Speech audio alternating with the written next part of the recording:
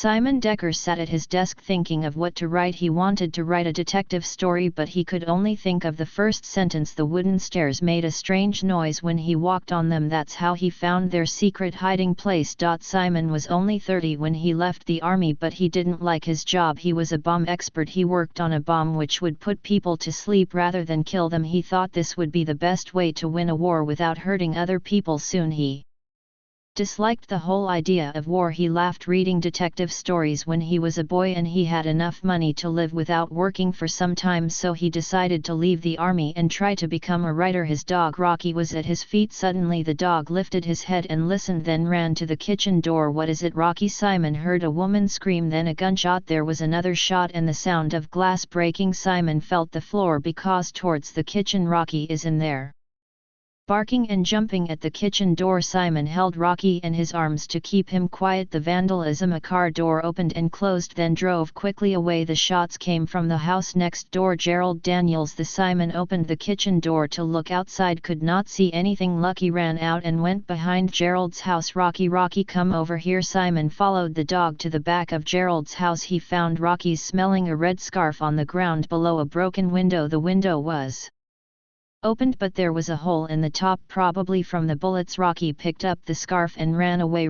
Simon was about to run after the dog when he looked through the window. He saw Gerald's body lying on his living room floor. He ran to the front door and went inside. There was blood on Gerald's chest and on the floor next to him. Simon put his fingers on Gerald's neck to see if he was alive, but he was not. Simon used Gerald's phone to call the police. He used a kitchen towel to hold it, because he knew that the police would look for fingerprints. "I wanna report a murder." He dresses 222 Westbury Lane. While he waited, he saw something shining near a living room table. It was small and round. Then someone answered the phone. "Detective Freeze, how can I help you?" "Yeah, the last, it's about a murder. We have your address and we're coming there now. Could you give me your name?" "Yes, it's Dekker." "Simon Dekker." "No, I'm his neighbor." "How did you find the body?" "I was walking past the window and I saw him lying on the floor through his kitchen window." "Oh yes, please wait outside until the police arrive and do not touch anything. Do you understand?" "Yes, I understand." Before Simon hung up the phone, he heard a click. It sounded like the telephone bug he once used in the army. He took off the earpiece to see if he was right, and he was. There was a telephone bugging there. "Kept a truth, detective, please." Simon waited outside Gerald's house for the police. He had the bug in his pocket, thinking of why someone would kill Gerald. He knew Gerald was a scientist and he thought he worked on animals to find cures for illnesses. Why would someone want to kill him for that? 4 police cars, an ambulance and 1 black car drove up to the front of Gerald's house. The police and ambulance drivers ran towards Simon. "Are you the _1 who Carl?" "Yes." "Is there anyone else inside?" "No." "Check all the back inside doors." "You will come with me." The ambulance drivers followed the policeman inside. A tall man wearing dark sunglasses in the long black coat left the black car and walked toward Simon. He took off his sunglasses. His eyes were small and dark. "You must be Mr. Dekker." "Yes, I am. I'm Detective Freeze. Pleased to meet you. Is there somewhere we can go to talk?" "Yes, I live right here, but wouldn't you like to see the body? My men will give me a report, then I'll look things over. I'm interested in what you saw." Simon took Detective Freeze into his house. As he talked to him, the detective looked around the house. Dekker didn't like it. "Are you looking for something, detective?" "No." "He's there something you don't want me to see?" "Of course not, but I thought you'd want to have a look around Gerald's house." "Not mine." "What do you do for a living, Mr. Dekker?" "I don't have a job at the moment." Detective Freeze saw the papers. Simon was writing his story on the Reddit, "Their Secret Hiding Place." "Mr. Dekker, that's a story I'm working on." "A writer, are you?" "Well, not exactly." When Detective Freeze stopped asking questions, he gave Simon a card with his name on it. "Call me if there's something you've forgotten to tell me." Detective Freeze and the police left before Simon remembered the phone bag in his pocket. Rocky came home with the red scarf in his mouth and Simon said, "Great, their fridge will think I tried to hide the bug in the scarf." Simon picked up the phone to call Detective Freeze. It was sunset, so the shadows from the trees outside his window were long and thin. He thought he saw something move in the shadows, so he put the phone down and went outside. There was yellow police tape around the outside of Gerald's house, but Simon saw nothing else. He looked again inside the window where he first saw Gerald lying on the floor. The living room looked more empty because it was getting dark. Then he saw something shining under the living room table. No one was outside at that time, so Simon went back into Gerald's to see what it was. It was a round gold button from someone's coat. He couldn't understand how the police missed it. He walked towards the back door, but he heard someone opening the front door. He hid in a corner of the kitchen behind a cupboard near the fridge. Two men are in the next room. One was Detective Freeze. He heard them talking to each other. Go upstairs and look through everything. I want you to find that formula. I'll check down here. Detective Freeze came into the kitchen and looked in all the drawers and cupboards. Simon was hidden in the shadow of the cupboard. He was next to a Detective Freeze. Groliath saw him. When he opened the fridge door was right next to his face. He heard the man from upstairs into the kitchen. He had a hard, deep voice as if he smoked a lot of cigarettes or he had a cold. Did you find anything? Freeze closed the fridge and walked away. No, nothing. We've got to find that girl. She must have it. We have our fallen bug, but we haven't heard anything. What about our roommate, the waitress? She works at a place called Timels. We have someone watching. Let's bring her in for questioning.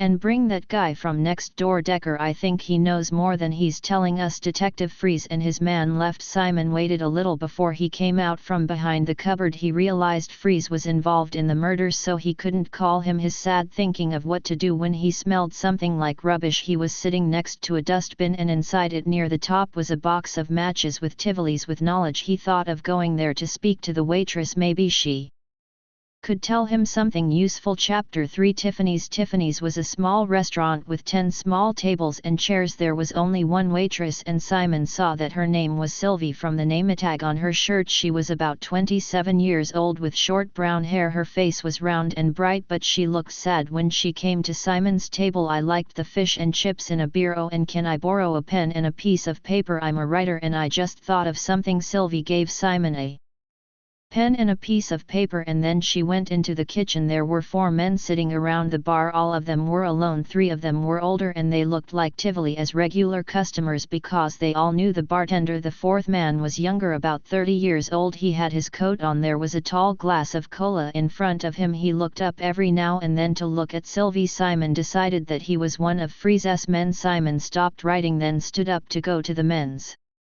room. He walked past the young man at the bar and dropped the piece of paper on the ground. He picked it up and gave it to the man at the bar. Excuse me, but I think he dropped this. The man took it. Simon went into the men's room. The note said, I know where Gerald Dunning's formula is. Meet me in the men's room. The man put the note in his coat pocket, drank some more of his color, then quietly walked to the men's room. When he walked through the door, Simon hit him on the back of the neck and knocked him to the floor. He took the man's identity card and his gun. When Simon left the men's room, he saw also be walking into the kitchen. He followed her inside and took her arm. I need to talk to you about your roommate. Does this look like hers? He showed Sylvie the red scarf. Where did you get this? At Gerald's. No, let's get out of here. It's not safe outside. To Valise. Simon told Sylvie to get into his car. I can't believe my job. What will I tell them? Besides, who are you anyway? I'm Simon Becker. I'm Gerald's neighbor. I just knocked out someone who was watching you. I'm sure he has something to do with Gerald's murder. I think your roommate is in a lot of trouble. You probably are too. Now you can either get in the car and help me find your roommate, or you can go back to work and hope she doesn't get killed. Rocky was in the back seat of Simon's car. He jumped up and kissed Sylvia's face. She was surprised and screamed, Rocky, sit down. I'm sorry, that's my dog Rocky. He doesn't like to be left alone.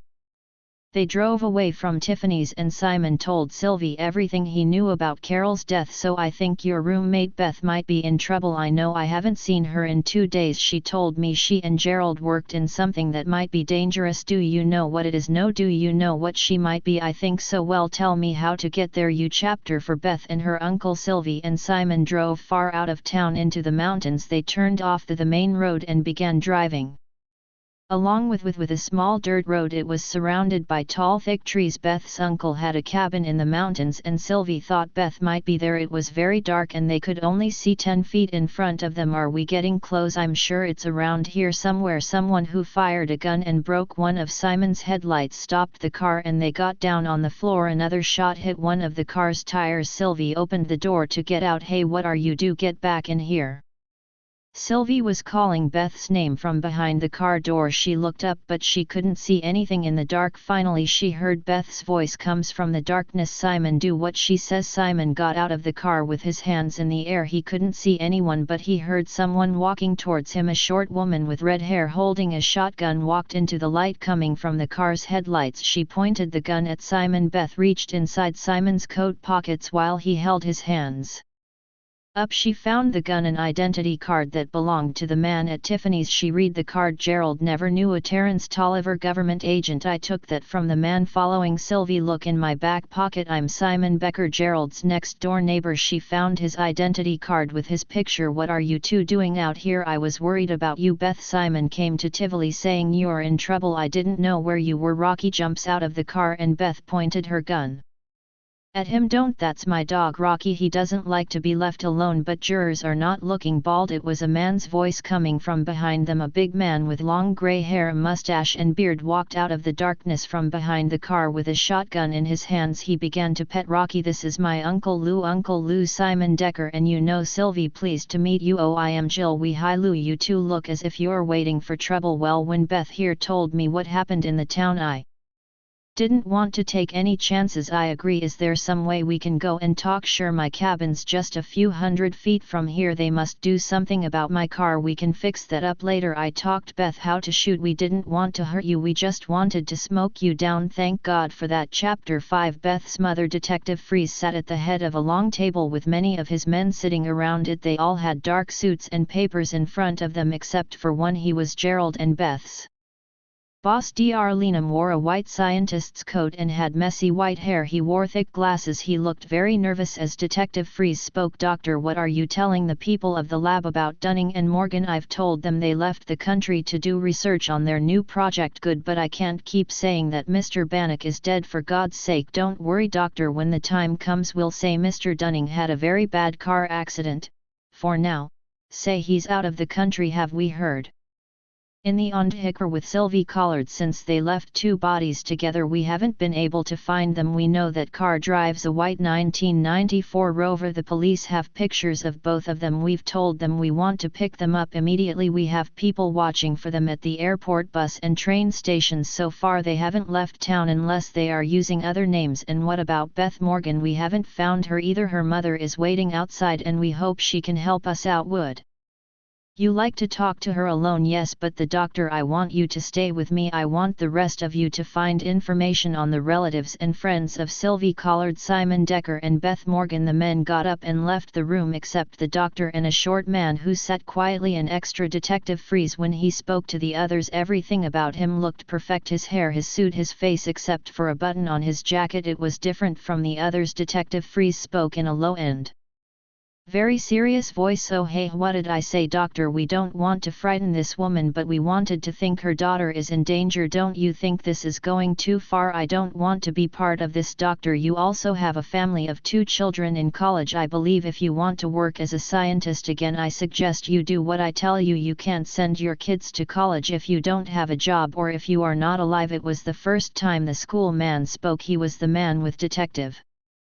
Freeze at Gerald's house the night Simon was hiding behind the cupboard. His deep voice scared of the doctor. How right you are, Mr. Connors. The door to the office opened. A small, nicely dressed woman with silver hair tied up on her head entered. Mrs. Morgan, please sit down. Thank you. I think you know Dr. Lena, only bad name. How do you do, Doctor? Mrs. Morgan, we don't want to frighten you, but we're having trouble finding Beth. She's working on a very important project and she seems to have disappeared. Oh, she's not in danger, is she? Tell me the truth. I want to know. No, not at all, Mrs. Morgan. This project was very important. We think she's gone somewhere to be alone. Do you know where she might be? No, I can imagine he never goes up on her own. Does she know anyone living out of town? The only place I can think of is my brother's, but I don't think she's there. She couldn't do any work out there where it's in the mountains away from me. Everything. No, she wouldn't go there. Could you tell us where it is? Well, it doesn't have an address. It's a cabin in the forest. Detective Freeze and Mr. Connors looked at each other. Could you show us where it is? I'll try, but it's been years since I went there myself. The cabin was dark inside as all the windows were covered in black cloth. No one could see in. There was a wood fire burning in a round stove in the middle of the room. They were all sitting around it. Beth, what is this for me? No, everyone's looking for everyone. Well, I went into Gerald's after the murder and I Beth covered her face with her hands. When she pulled her hands away there were tears on her face, but she tried to hold them back. I hoped it wouldn't be true. I never know. I jumped through the window. What, he was dead or not? Go on, tell me what you know now. It's even more important that I finished the work he started. Simon started from the beginning. He told them about the shots and the screen. He showed them the scar from the bug. I saw the detective looking for the formula in Gerald's house. He said He wanted you, then he said he wanted to watch my moves, so I thought something must be going on. But why did you go to Tiffany's? Why are you here? How do I know you don't want the formula? I don't even know what the formula is. Gerald was a friend. When you see someone you know kills and you think the police had something to do with it, you begin to worry. I'll leave if you want me to, but I know about people who want to hurt others. I was a bomb expert in the army. Beth looked at her uncle. He could help with the video. You know I should stay here in case they come looking for you. All right, if you think it's a good idea. Now here's what's happening. Gerald and I worked on something to help Gerald's brother Adam. His brother, yes, Gerald has a brother in hospital. He's very ill. He thinks everyone is trying to hurt him. Why would someone be trying to hurt him?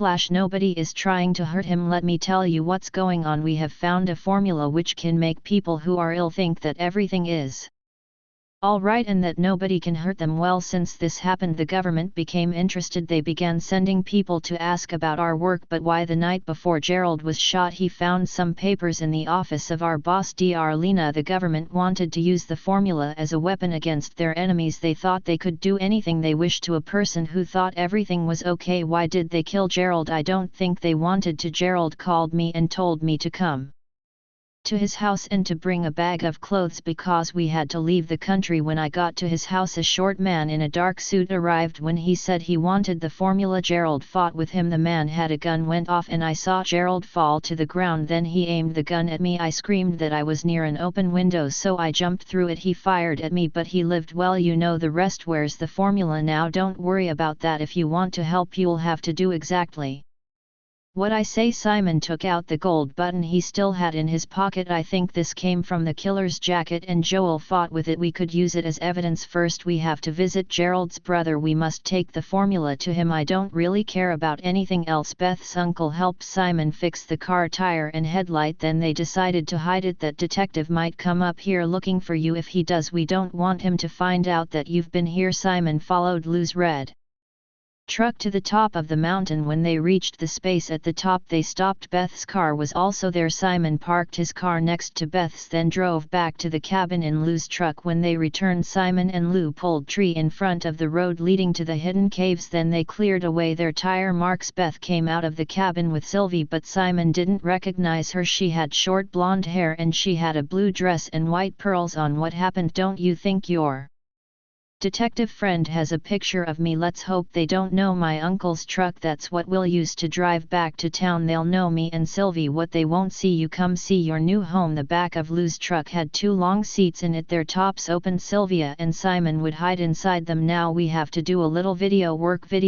Do you think people will believe what we say against the government? Beth had 2 video cameras. She gave one to Uncle Lou. She put the other in the truck. Uncle Lou began filming that Sylvia and Simon while Beth spoke to the camera explaining what they would do. We are about to leave for Rutherford Hospital. There we plan to carry out the work of Dr. Gerald Dunning. Mr. Dunning was killed by government agents who are now after us. We think they will come here looking for us and we will film them arriving. If they do. Lou stopped filming and they got ready to leave. Lou gave Simon a shotgun and the gun he had when he arrived. Beth put a pistol in her handbag. Now a film detective reason his men, if they come here without them knowing, you will leave that to me. They may live in the mountains, but I'm still smarter than a city fellow in a new suit. I just remembered the button. Let's film the button and the bug to show they were in Gerald's house. They filmed both of these things. Simon told the camera his story of finding Gerald's body. He also told the camera about feeling Detective Freeze and the other man in Gerald's house. When he was